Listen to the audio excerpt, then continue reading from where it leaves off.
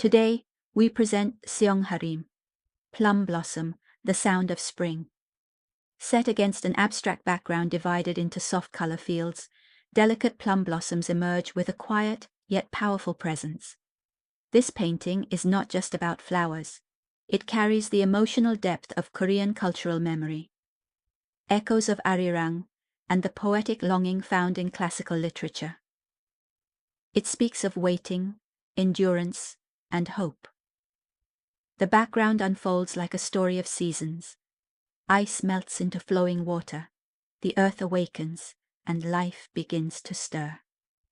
Instead of realistic depiction, the artist uses abstraction to allow the viewer to feel rather than simply see. The light surrounding the blossoms can be read in many ways.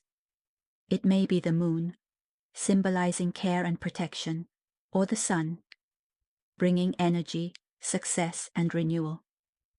In this quiet transformation, the painting reflects something deeply human, the thawing of the heart after hardship.